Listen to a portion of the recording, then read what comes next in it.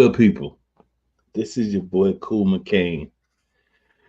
It's been a tough couple of weeks for the NFC Beast, but that's okay.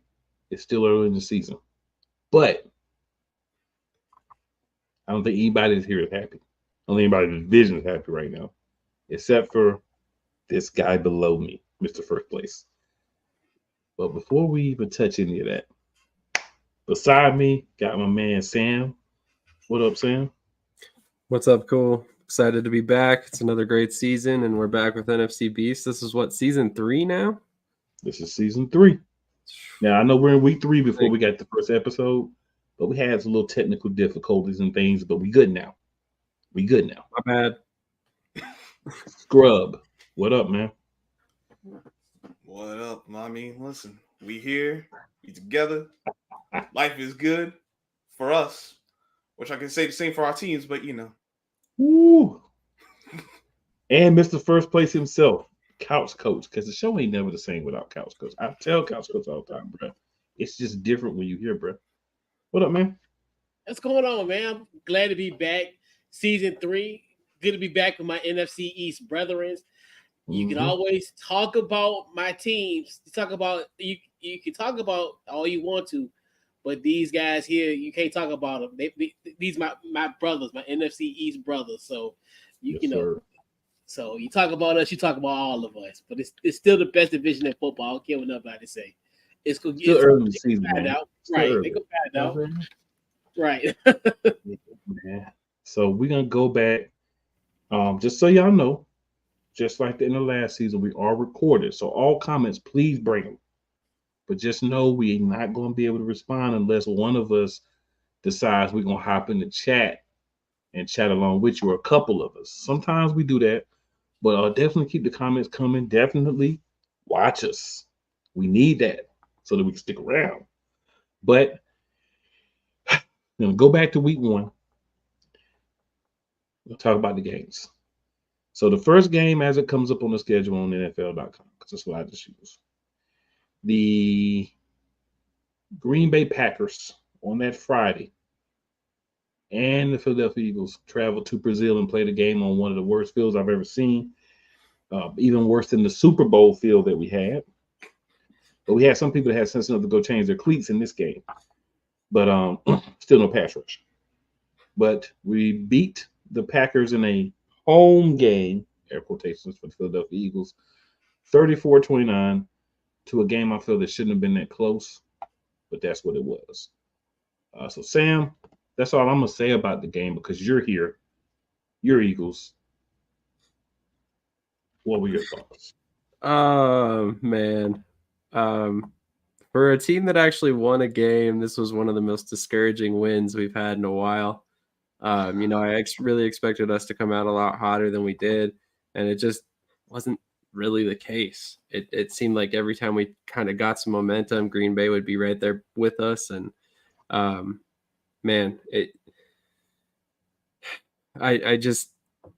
was really hoping for some better play calling, and then like you said, that field was terrible. There was a lot of players slipping and falling and causing, pass breakups or interceptions that shouldn't have otherwise happened. So it's definitely one of those things where you play on the field you're assigned to play, but I can't imagine players were too happy after the game, and especially probably Jalen Hurts for that matter. Screw up. Any thoughts on the Eagles-Packers game? My honest thought, which I told you, Cool. I thought they should have scored 60 on y'all, but they missed opportunities when they were there to be had. It allowed the Eagles to hang in. Y'all did get going, although, like you said, pass rush is still an issue. Secondary was an issue, but y'all made enough plays to pull it out. Saquon looked good in the first game. I'll definitely say that. Jalen Hurts just needs to not do too much. You got the weapons. You got the wide receiver. You got the tight end. You got the running back. The offensive line good. Just don't do too much. Y'all be fine. First Place. What you got for us? Yeah.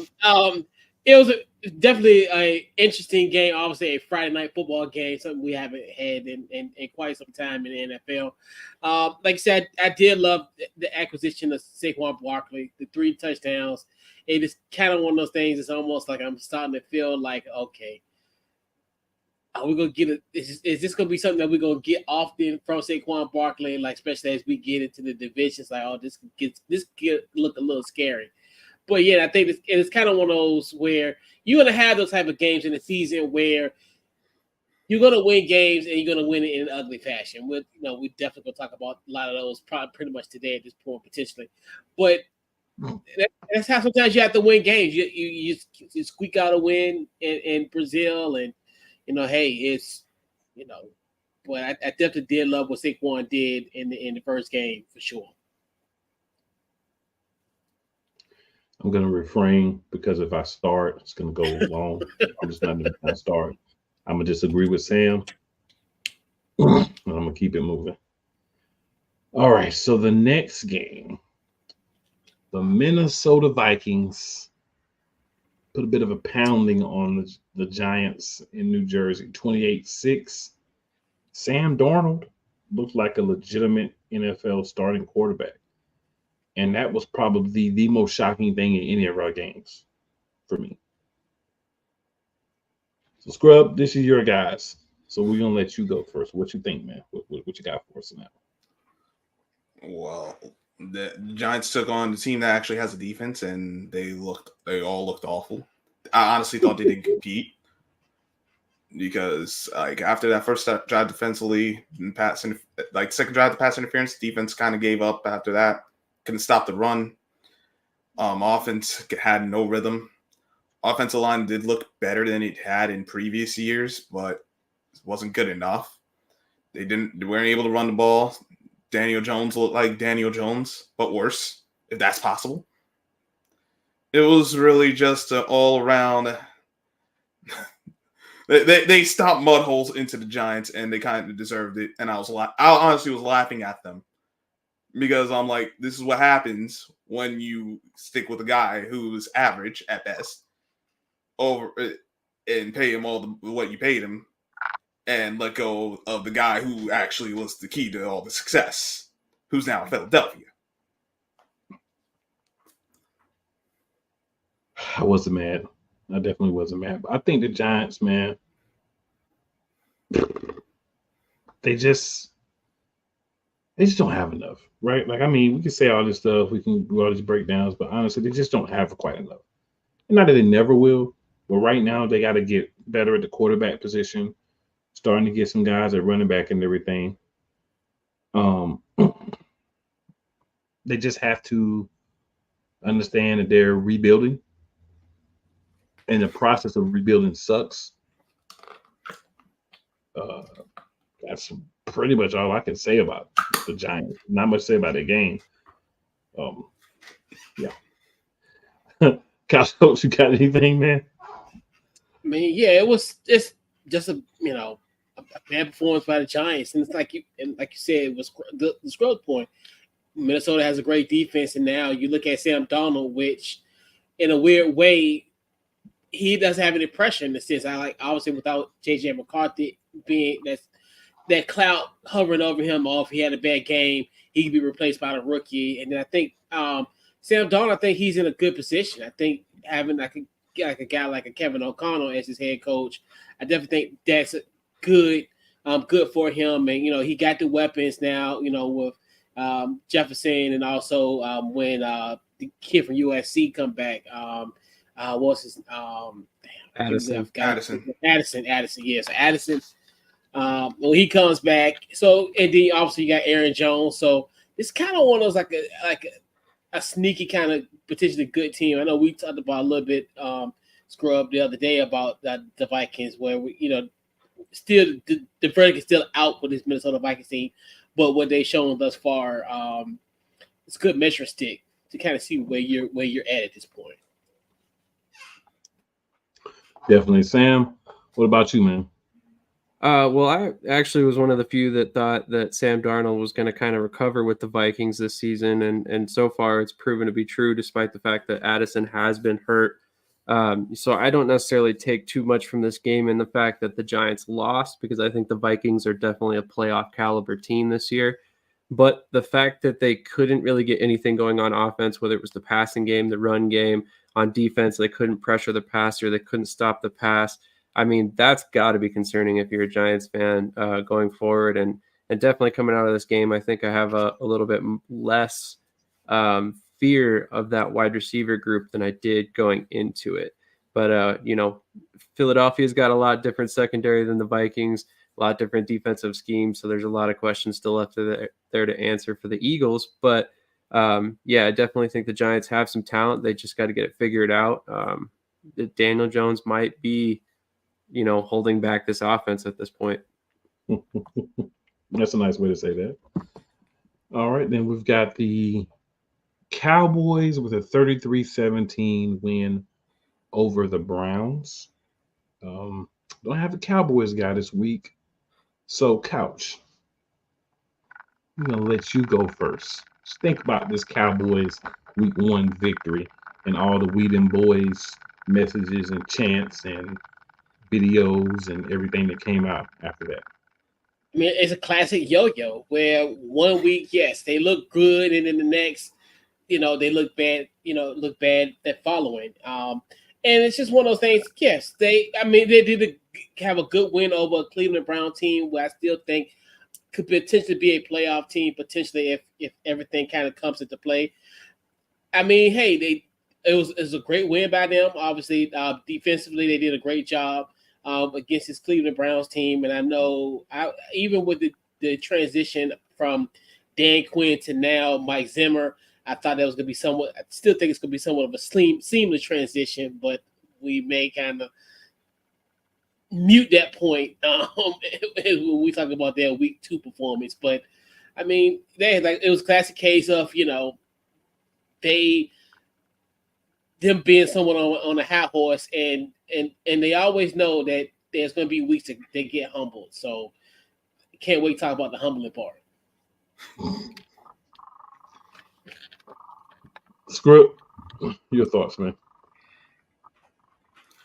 Cowboys, if you let them get rolling early, it becomes an avalanche. It's kind of what happened in Cleveland opening week.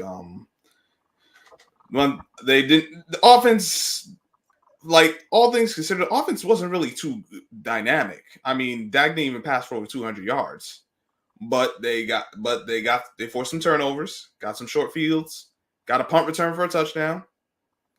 They were able to pressure Deshaun Watson, because part of that is the Cleveland Browns offensive line are missing their 2 starting tackles, so that don't help nothing. And you're going against a coach who has an aversion to running the ball for whatever reason. Aversion to running the ball. Interesting. He do. I ain't gonna lie about it. But I mean, the Cowboys did a good job. They took advantage of that. But the question remains: can they continue? Can they be that consistent throughout the whole year? And we kind of saw what happened in week 2. We'll get to that. Sam, what your thoughts? Well, honestly, I thought it was kind of ironic that the Cowboys came into this game right after paying CeeDee Lamb, and it looked like he couldn't get much of anything going, especially with Dak Prescott basically completing about half of his passes. Not even passing for 200 yards, considering all the talent they've got on offense, is definitely discouraging if you're a Cowboys fan.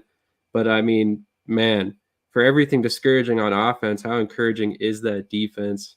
I mean, they produce pressure. They're breaking up passes left and right and jumping passes whenever they could as well. And ultimately, that's concerning moving forward if you're in the NFC East. I mean, if the Dallas Cowboys can play like this against most teams, then they're going to be really hard to beat no matter what they do on offense.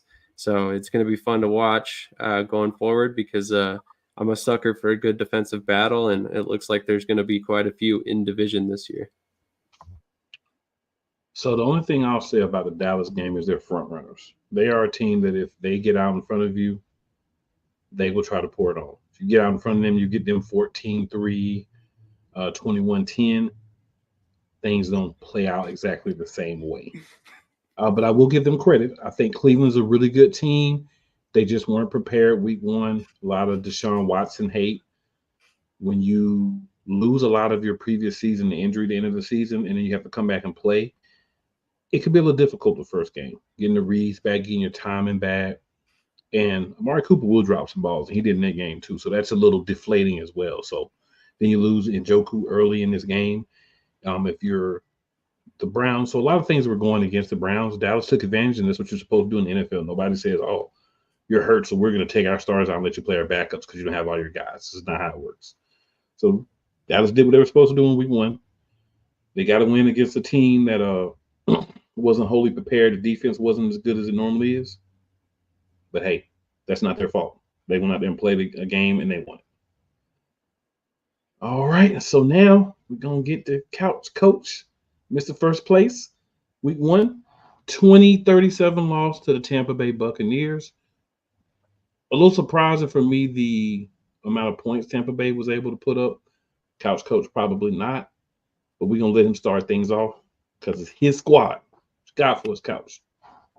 Yeah, I think this is a great way to kind of start the season in a strange way, because I think there's so many heightened expectations for this team, and this shows you this is a playoff caliber team in Tampa Bay Buccaneers. I know a lot of people look at Atlanta as like front runner in NFC South, but this still is a great football team. And I know a lot of people thought, well, them losing Dave Canales to Carolina, Baker Mayfield may regress, but Baker Mayfield, he did his thing, 24 for 30, 289 and 4 touchdowns, and against probably arguably one of the worst secondaries in the league. And no one should be surprised of the outcome of what happened in week one, because definitely I understand, yes, we did get our defense coordinator Joe Witt Jr., who was the defensive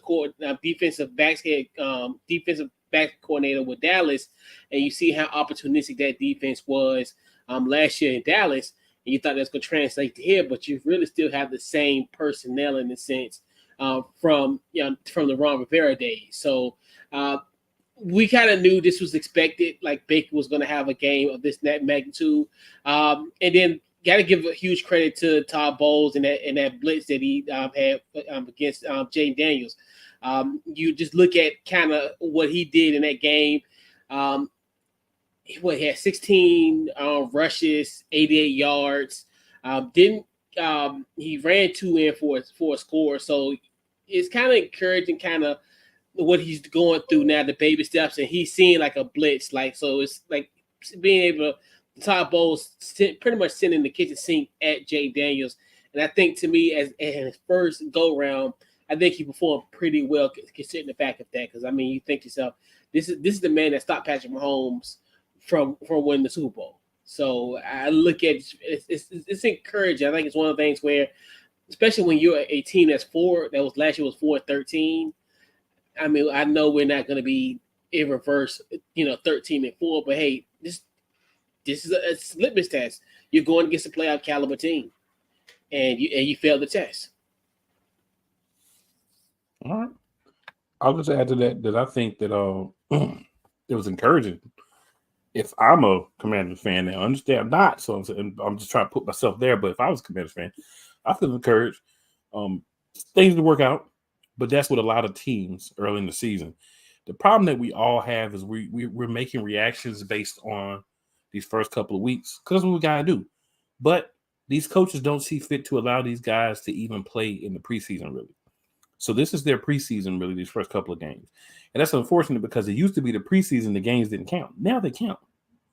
They took a preseason game away, added a regular season game, and then they don't play. Nobody plays their guys in the preseason. So you get to the regular season, and you're trying to work out the kinks you should have kind of taken care of in the preseason. But I felt encouraged, because I do believe Jaden Daniels is the best quarterback in this draft class. And I think he's the guy that's going to stick. Will he have some ups and downs? Absolutely. Will take him some time to learn? Absolutely. But unfortunately, we see the Commanders twice later in the season, when I think he's going to have his feet under him a little bit more. I'm interested to see how good he can be this year and how good he can be in the future. I don't think he's going to have a CJ Stroud year just because you don't have the same talent around him. but I think he can have a really strong year. And I thought it was encouraging that he realized the passing game wasn't necessarily his bread and butter that game, but I could get y'all with my legs, and I'm going to do that. And in the defense, we know that's a work in progress. We've known that before the season started. You're going to have to get some new guys in. That's going to take time. We might be in the same situation in a couple of weeks in Philly. Sam, what's your thoughts? I thought it's very encouraging. Like you said, I mean, if I'm a Commanders fan, I got to be very excited about the future of Jaden Daniels. I mean, he came out and looked extremely dynamic in this game. Completed the passes that were there for him to complete. I didn't think he threw anything that was egregious or, anything that should have been an interception per se. My one big question coming out of this game is why isn't Austin Eckler getting a little bit more involved in this team? Especially in the passing game. I know he had 4 targets, but I mean, if you're behind, why isn't he in the game more? But other than that, I mean, realistically, these are some things that they're going to be figured out over time. Like you said, Eckler is a new addition, so maybe they're kind of working out how they're going to use him with Brian Robinson. But ultimately, yeah, like I said, I mean, if I'm a Commanders fan, I'm coming out of this game very excited about the future of my team because I feel like we have found our face of the franchise moving forward. Scrub?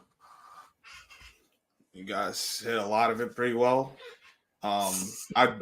There's a lot to like because Washington hasn't had a quarterback in forever, dog.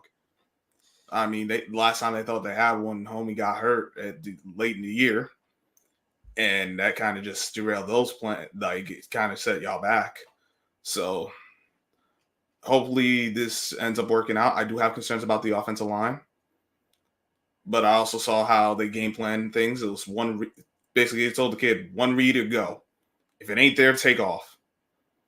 Because it wasn't a lot of get to the second, get to the third, and it was we're gonna keep this simple. We're gonna keep it quick, which is good. But I do have concerns about the offensive line because I still think that's a weakness of yours.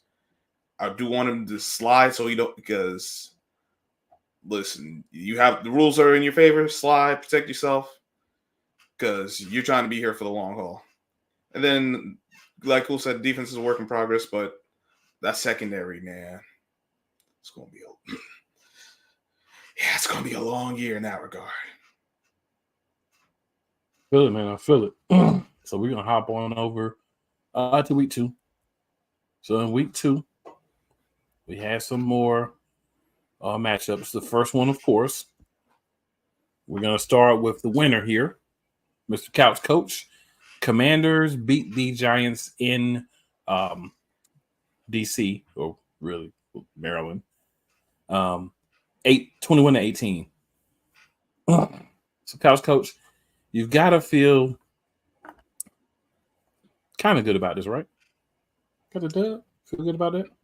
I mean, yeah, considering the fact we were 0-6 in the division last year. Yes, I mean, hey, I mean, you take those type of wins. I mean, because we have had heartbreaking losses to the Giants in past years. So, yeah, you take it, and this is the one, and like we talked about, like we talked Cool and Sam about your win in Brazil. Yes, it on the surface, yeah, okay, yes, Austin Seaver 7 field goals, you win a game, but those are the type of games that are going to happen. Like, and you want to be on the receiving end of it. How you think I felt when we sacked Tommy DeVito like 9 times and they still beat us 31-19 last year? So it's like that could have been pleasant. So that's and that's what happens in these type of games. You just look at. I looked at that game more so of God, like if everything kind of clicks, and I think that's a good thing about like we were talking.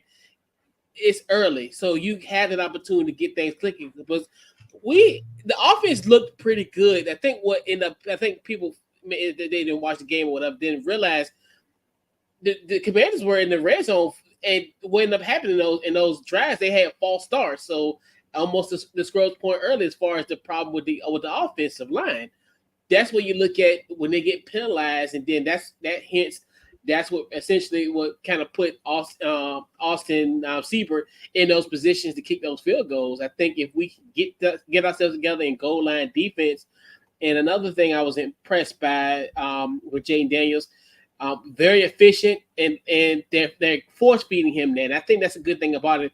He's in the fire, but he's not being thrown in it. He's kind of like off to the side of the fire, like, hey, he's not really jumping into the fire. So I think Cliff Kingsbury is giving him somewhat of, I think, like a portion size of the offense, just and let him kind of get comfortable with what he got going. And the beautiful thing about it is he's not turning the football over. And I think that's one thing too, where you look at it from the standpoint of, as long as he's not turning over that football. And I think if we can get everything together, to me, it's just like, it just lets me know, like, God, if everything click, I think everything will be all right.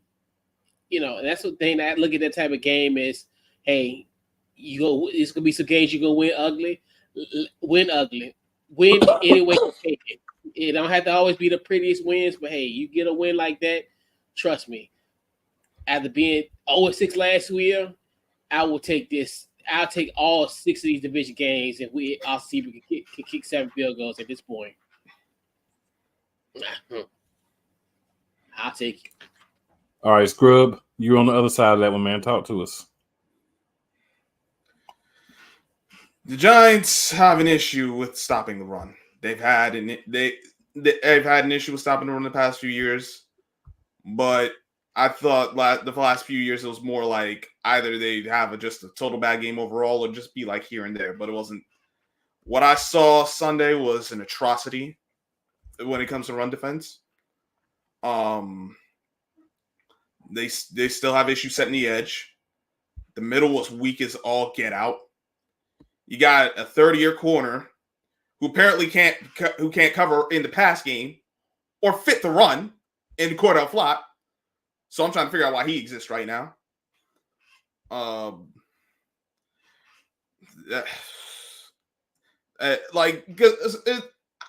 much can I really take from him? It's good you were able to get him stops in the red zone, but you didn't force a punt. You didn't force a turnover. The only possession they didn't score was the possession they got at the end of the half where they took the knee. So that don't mean a damn thing. Like, I'm not. And to the couch coach's point, it doesn't have to be perfect, but you just got to find a way to make something happen, and they didn't defensively. Offensively, the one turnover from Singletary, he had a good game, but that one run, but in a game like this where you lose your kicker on the opening kickoff, possessions were very limited because you didn't hold the ball a lot. You only had it for 22 minutes. So you can't have the turnover. You can't go 3 and out. You can't have the 4th down drop, which is unfortunate because Neighbors had a great game, but that one drop is like at the worst time. But that's what it is. The Giants, the offense did look better. Offensive line did play well. Daniel Jones did, he played well, but he always does this against Washington.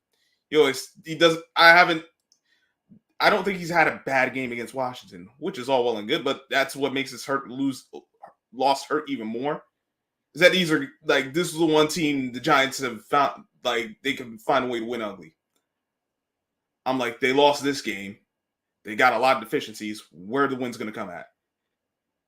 So, as of right now, I got little to no confidence in them as a team because I don't think they can play complementary football for 60 minutes and find a way to get it done.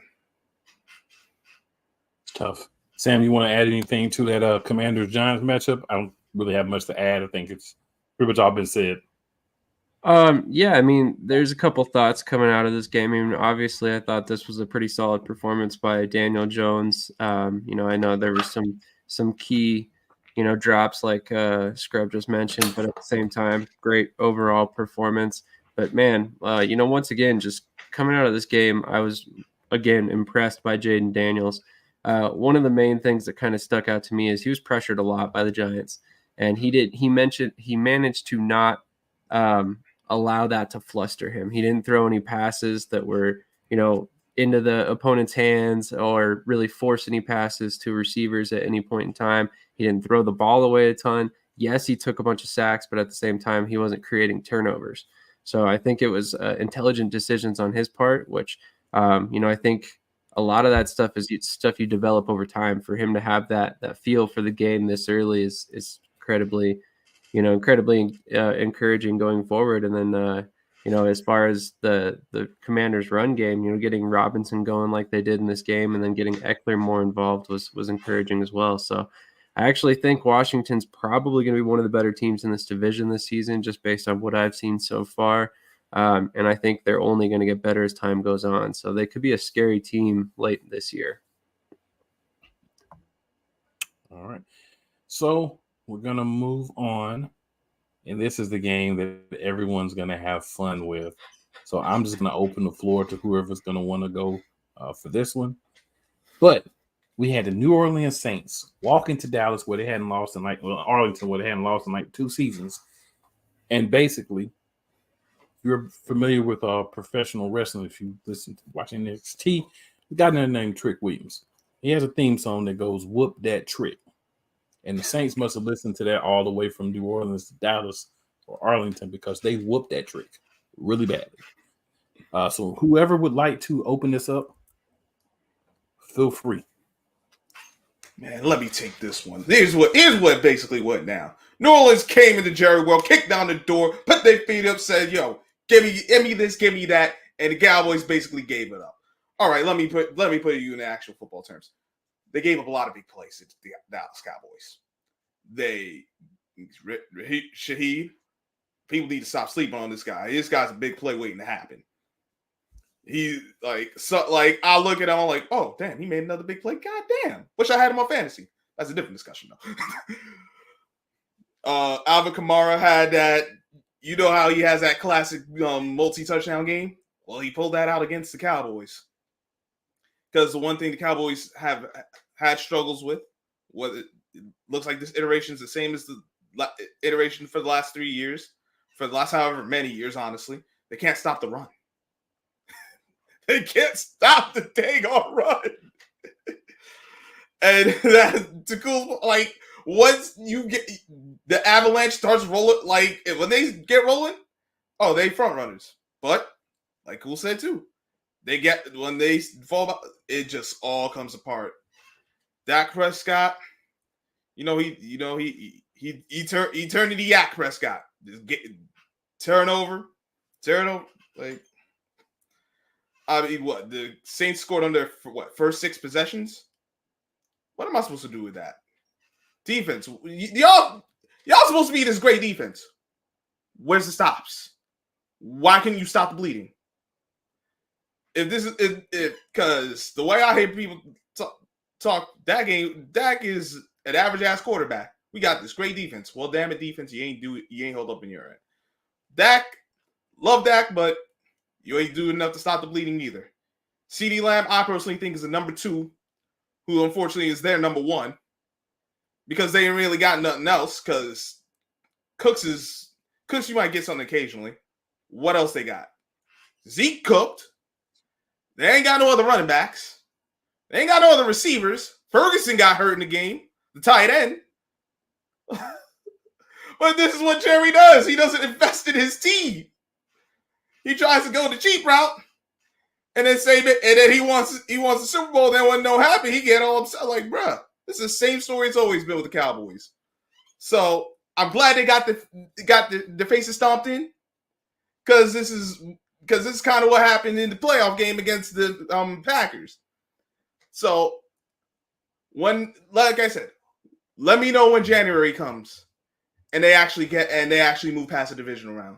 Since I personally don't think that's going to happen, I'm just going to enjoy the roller coaster while it go on. Fair enough. Who next? Go ahead, Sam. I particularly love this game. I have Alvin Kamara on my fantasy team, so thank you very much, Dallas. I appreciate that. 180 yards and 4 touchdowns is always a fun performance. But no, honestly, I was kind of surprised to see this. I thought Dallas's defensive line was better than this, especially considering the Saints. They have a decent offensive line, but I didn't expect it to be quite this dominant, especially in the run game. Kind of surprising, but ultimately, I mean, I think this game has got to be very concerning if you're a Dallas Cowboys fan, because now you come out of 2 games. The first game looked great. Second game looked like you're going to get punched in the mouth every time you face a team that can run the ball. Alvin Kamara is a great running back. He's great for fantasy, but he is not the best running back they're going to face all season long. And it's not even the best. They probably face 2 better running backs in their own division a total of 4 times coming up here. So with that in mind, they're going to have some really tough matchups coming up if they can't learn how to stop the run very quickly. That's got to be a major concern if you're Dallas and Mike Zimmer right now. Couch. All right, so I think I'm the meme. I'm the little girl that's sitting on a bench or something, and she's seeing like a house being caught on fire, and she's just smiling from a distance. That's how I look at it from that perspective. The run defense is out. It's been a huge concern. Even dated back to last year.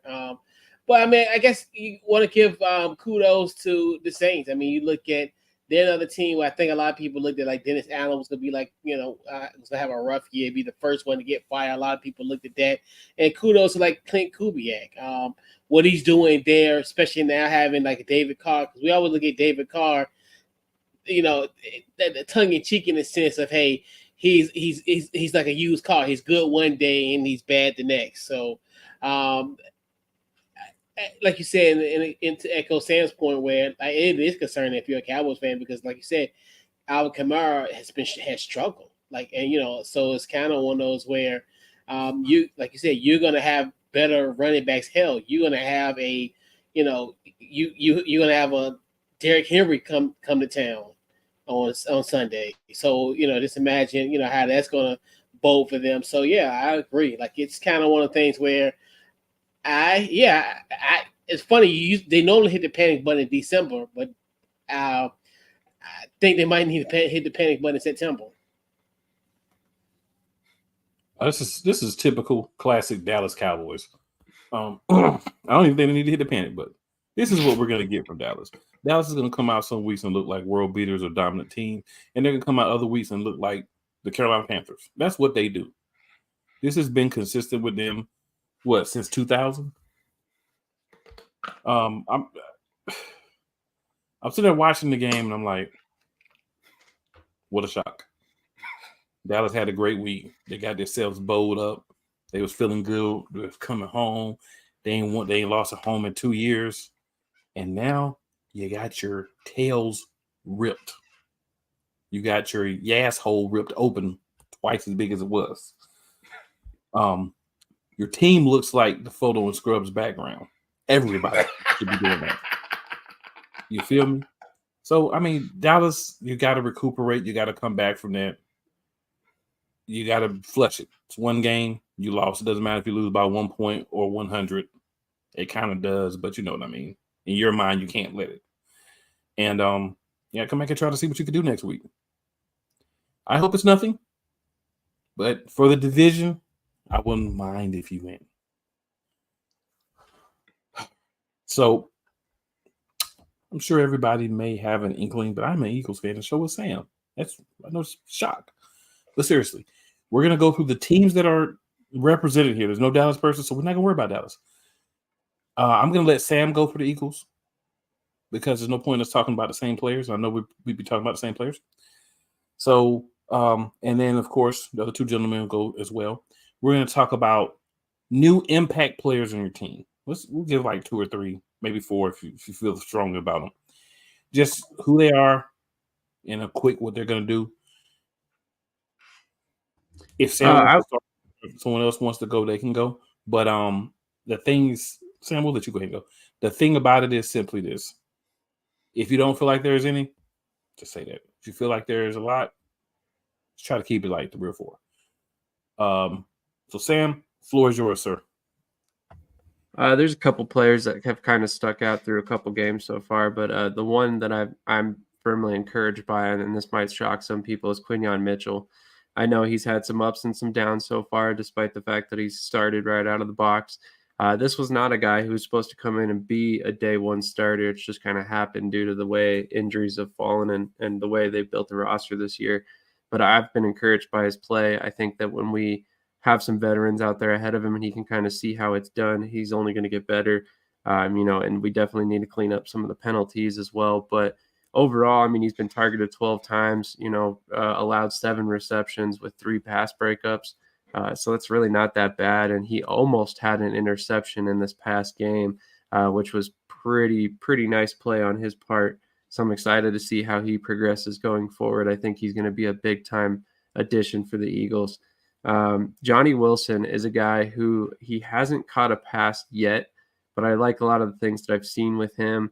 He's a big physical guy who I think is going to eventually, be a very big factor in our offense, sooner rather than later, probably with the way that Jahan Dotson has played since we brought him over via trade.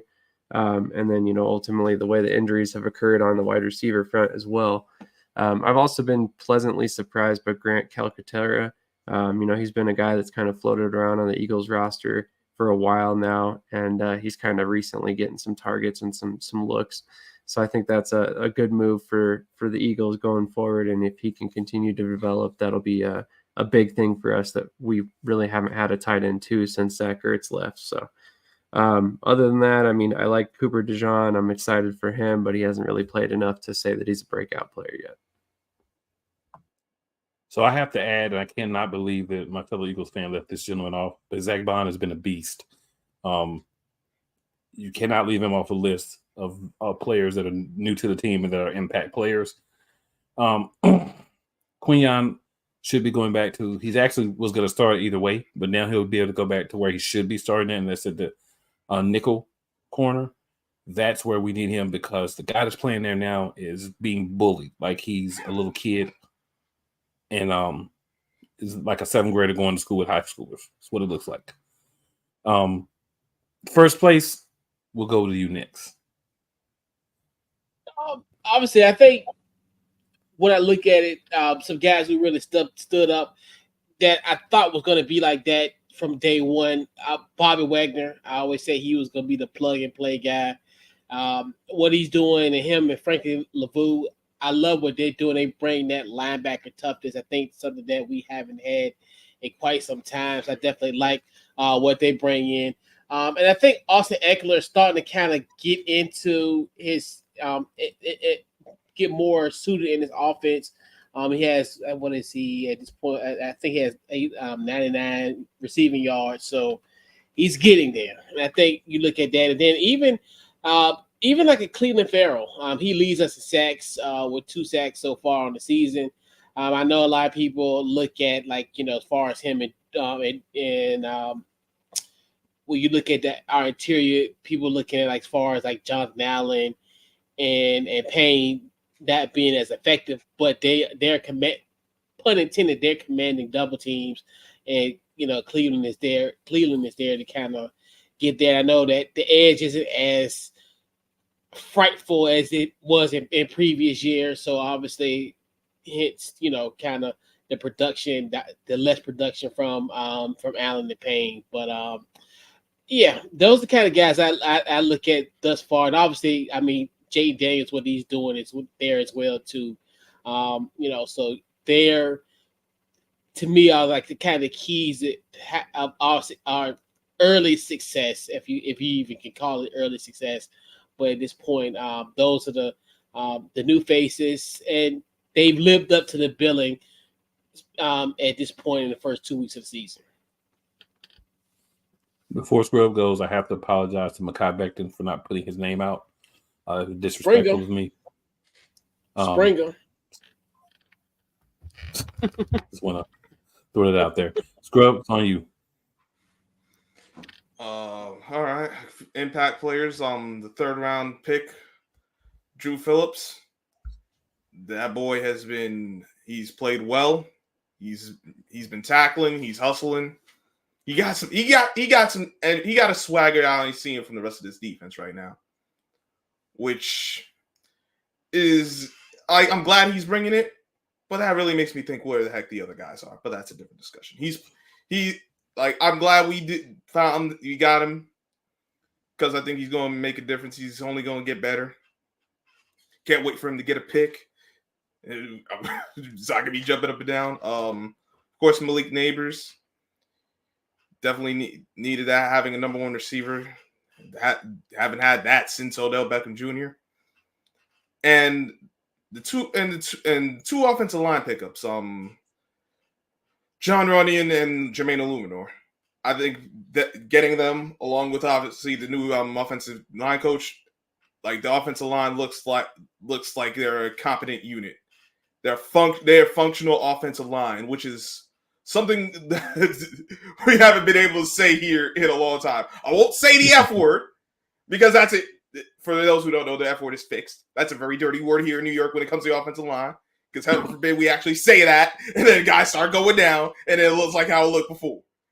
But they look like they're functional, and I'm glad we finally have something that isn't just close your eyes and duck.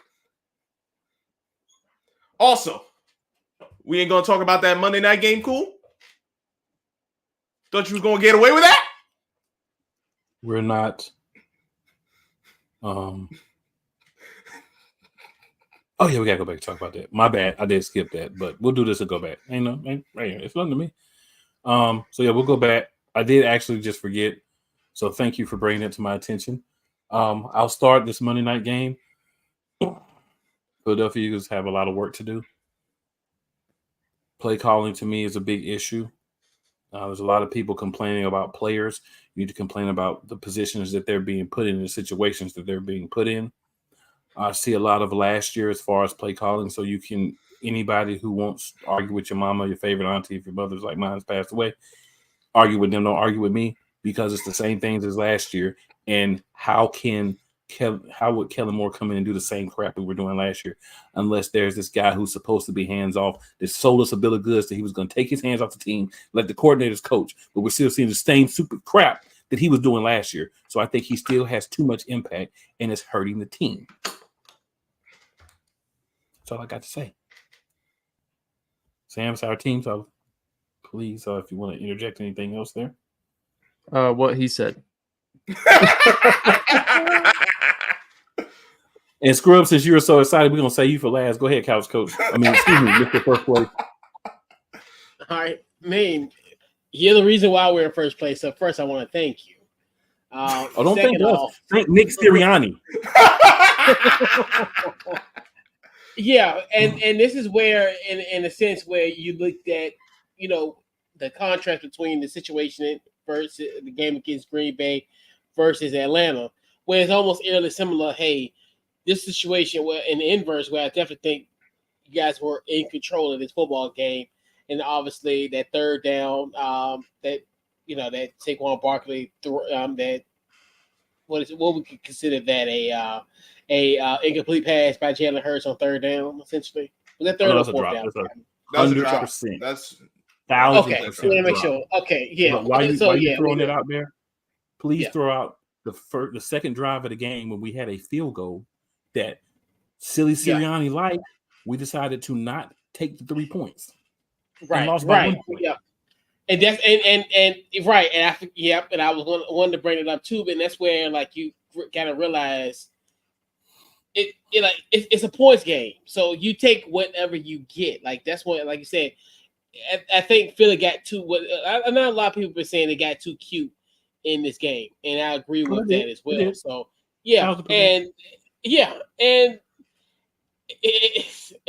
it happens, and it's so weird. This is another one where it's such a strange win for Atlanta, because I thought, hell, when they lost to Pittsburgh, I was like, hey, they might fall to 0-3 because they got Kansas City on Sunday Night Football, and I'm like, man, that literally was potentially a season-saving win for the Atlanta Falcons. Even I know it's early, but for them to potentially fail to a 0-3 slide, and this might change some of the trajectory of the NFC in a strange way. And I think this is another one where I think Philly got to go through some soul searching, because, like we said, on paper, this team has all the talent. They're literally the most complete team in this division. But like you said, it goes back to, like, it's almost a continuum of last year, where it's like you got this talent, but you guys shoot yourselves in the foot in certain predicaments. So it's kind of one of the things where it's just like, will this quote unquote exorcism of 2023, end? So it's a stay tuned and in progress situation for the Eagles. But I do thank you, because now we're in first place. I gotta say one thing before Scrub goes here. So a lot of people want to bring up last year, right? So there are several different ways to go, but here's the easiest way to go. The last year's team, do they win that game against Green Bay? The answer to that question is no. Do we have half of the defense that we had last year? The answer to that question is no. So why everybody wants to continue to say, oh, the Eagles are like, 7-2 in their last 9 games. We've played 2 games this year and we're 500. So why you want to try to say it's the same as last year?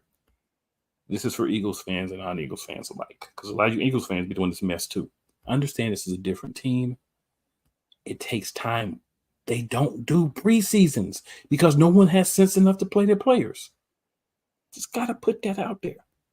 Scrub, I know sometimes go ahead. I'm going to mute my mic so I don't interrupt. That is a fair point. In all seriousness, that's a very fair point, because we've seen it around the whole league with the quality of football. Like, it's like a lot of preseason. I think a lot of this is the coaching decisions that got y'all beat. Like, obviously, players still got to make plays, but you don't call a pass play on third down that late in the game. Like, there's too much that can go wrong and very little that can go We're right. averaging over 4 yards a carry too, by the way, and the push is getting 3 to 5 yards every time you use it. Exactly. So, and like I know you mentioned Sirianni. Kellen Moore also has a tendency to he's averse to running the ball as well. So I don't necessarily trust him. I ain't love your coaches when y'all got him. I'm like, so y'all got Nick Sirianni, Kellen Moore, and Vic Fangio, because I ain't let Vic Fangio off the hook for that defense I was playing on the last drive. Why are y'all playing that much back, knowing that they got to get a touchdown? Like, I know you don't want to give the big, but it was like prevent defense, prevent you from winning the game. And sure enough, they got some big chunk plays, end up scoring a touchdown. It was actually prevent. It wasn't like prevent. They actually were in prevent. It actually was prevent, and there you go. Like, even with all the issues with the pass, like, help your players. I know there's a lot that timing, but you as coaches help your players. And I think those 3 guys ultimately failed you because, like you said, with the field goal that should have been kicked that he went for on 4th down and didn't get. Complimentary football. And what else is there to say at that point? Y'all already got over all the points, but I don't trust your coaches, and I think that will ultimately be your undoing at the end of the season. I just wanted to say, the last thing I want to say about it is, Nick Sirianni, you can throw Kellen Moore in there too. Your couch. If you know Dave Chappelle, you know what I'm talking about. So we'll move on to preview the games for this week. Sorry, got ahead of myself again. How will the division look after week 18? I'll go first, then we'll go to couch and we'll just swing around. I think you're going to get the Eagles on top, Commanders second, Cowboys third, Giants last. That's what I got. Yeah, I think so as well. I definitely think that the Eagles will win. I think just the talent and everything there is going to supersede kind of what can happen, especially you guys have that run game intact, especially once it really counts in November, December, and January. I think everything will come together. I think same thing with Washington. I think they'll be, in contention potentially to win this division, but I think the Eagles will win this division.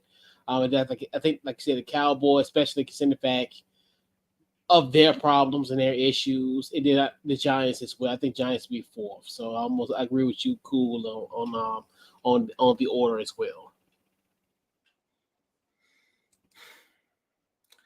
I initially thought the Giants would finish third, what Commanders would be last. Now that was before week 2, and I saw the atrocity that I saw from that damn defense. because here's the thing with the Giants: they have a propensity to win games they have no business winning, and lose games they have no business losing. Well, we already lost one game we probably should have won, and I don't think like will they get better? Yeah, but I don't think they're good enough to overcome I don't think they'll overcome these problems in time to actually make anything out of the division at this point. So they'll probably finish last. Probably won't get the number 1 pick because the Giants will win games they should be losing in regards to going for that.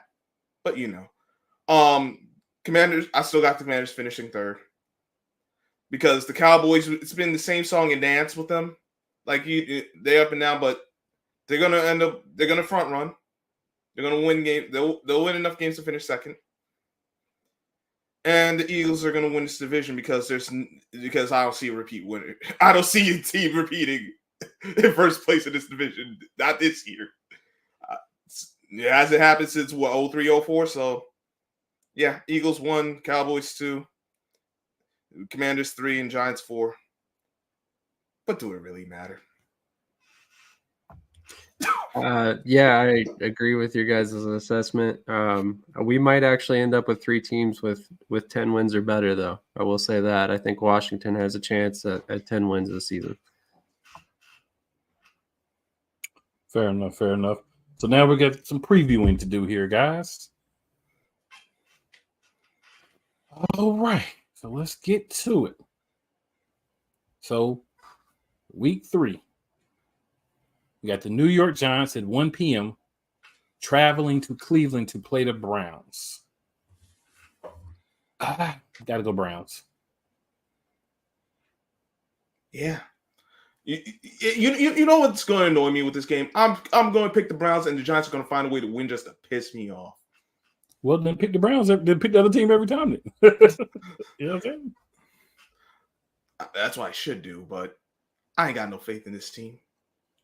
After what I saw on Sunday, I personally can't do it. Sam, who you got? There's an outside chance the whole division goes winless this week, and by that virtue, I think the Cleveland Browns win this game. All right. First place, who you got? The Browns. So a clean sweep on that one. All right, 1 p.m. September 22nd in Enola. Philadelphia Eagles go in to play the New Orleans Saints. Sam, who you got? I've got the Saints. After their performance against Dallas last week and what I saw from Philadelphia's defense, I do not think that we can stop New Orleans offense right now, and I don't think we have enough going on offense to outscore them. So, unfortunately, I see this as us finishing 1 and 2 this week. Couch, who you got? I the Eagles. I think I get the bounce back win. I think, and it's weird how the NFL is, where you got a team that's high like the New Orleans Saints. I think they kind of get back down to earth this week. I think y'all get the win. Grub, who you got? I got the Saints. I don't think they're gonna have a letdown this week. I know it's gonna come. I don't think this is the week, unfortunately. Definitely going with the Eagles. I agree with a lot of what Couch Coach said, but I want to bring up a few more points. The Saints blew out who? The Carolina Panthers, and a team that played like the Carolina Panthers. So, do we expect in the next, I'm gonna be generous, 4 games to 5 games, do we expect Alvin Kamara to have the kind of week he had? Anybody here who says yes, I have some swampland in Transylvania that I would like to sell you tonight. There are some issues that the Eagles are going to have to overcome, but they're not unovercomable. You make some changes on the outside. You put some guys in some different positions. You switch some sides. You get some guys that may be young and hungry and just want to go hit people. An opportunity to play on those edges and see what they do. We're going to get back our starting corner, Isaiah Rodgers, who's been out with a broken hand for 2 weeks, which has forced Quinyon to play out of the position that he practiced in all preseason and all offseason, which was the nickel, so that he can go back there so that position can stop getting abused. We run the ball more with Saquon. We use the other 2 backs. We control the line of scrimmage and the clock. We can win this game. I mean, I'm not saying we're going there and score 45 points, but we can beat this team. This team is not without its own flaws and issues. Shaheed, who everybody wants to love on because he got the big breakaway, you tackle, he doesn't get those plays. If you leave him alone and let him run up and down the field, yeah, you can. If you leave Devontae Smith alone, you can do the same thing. If you leave almost any NFL player alone, they can do that. But it's scheme. They schemed to all the weaknesses of the Dallas Cowboys, and they exploited them. They didn't need to scheme week 1 because they played the worst team in the NFL. Now they're going to play a team who can actually score points with them and doesn't have 1 week where they're scoring 40 points, 30 points, and 1 week where they're scoring 15 points. They're going to play a team that's been consistent offensively in the 20s at least. Defense has been the issue, but that's fixable. So we beat them. All right. In my opinion. I could be completely wrong. Wouldn't be the first time. All right. We also have the other team that's playing. So we got the Baltimore Ravens traveling to Arlington. What's crazy about this game is this is 2 teams who have not performed well and one who has just not showed up for 2 games. If Baltimore has any testicular fortitude across that roster, they go out here and they beat the dog crap out of the Cowboys.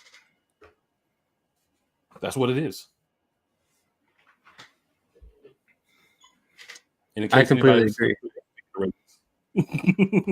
I completely agree. I think Baltimore, if they're the team that we all think they can be, they come out and they smashed out Dallas in this game, and I think it might turn into an embarrassing game at that, especially if Dallas continues to struggle to stop the run. Couch Coach pointed it out earlier. They got to face Derrick Henry this week, so good luck.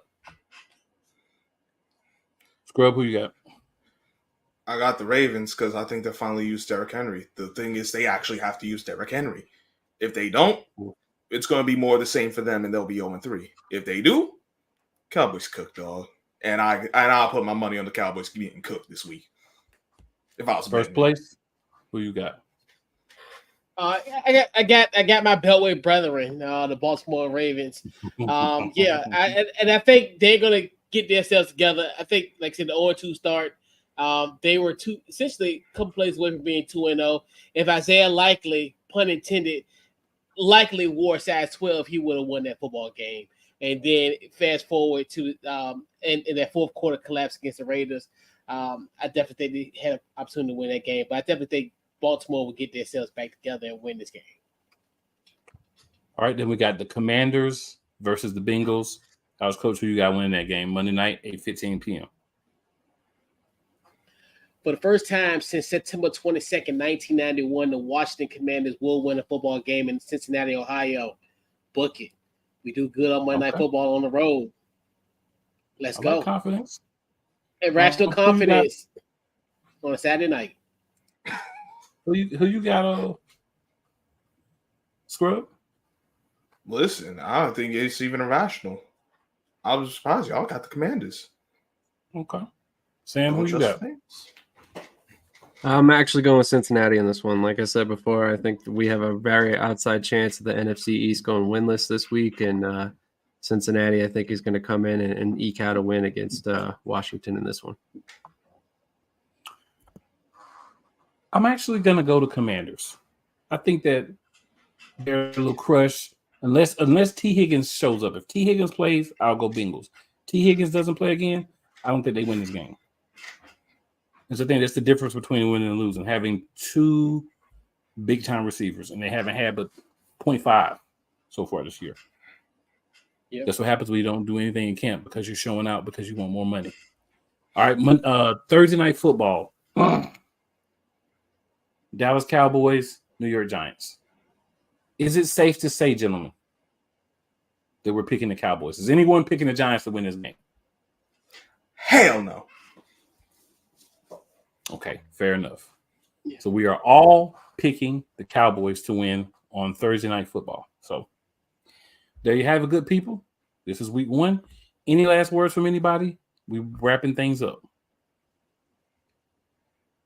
No, doesn't sound like it. All right. It was a fun time, boys. Let's do it again Great show. next week. Great show. Yes, sir. Great show. Hey, remember 2 things, y'all. Tell 4 of your friends or who you think are your friends, and 4 of your enemies. Come check us out. Even if they don't like you, it doesn't mean they won't like us. And also, it is never where you start. It's always where you finish. A lot of sports teams need to remember that too. We out. Nfc Beast, episode 1. We coming.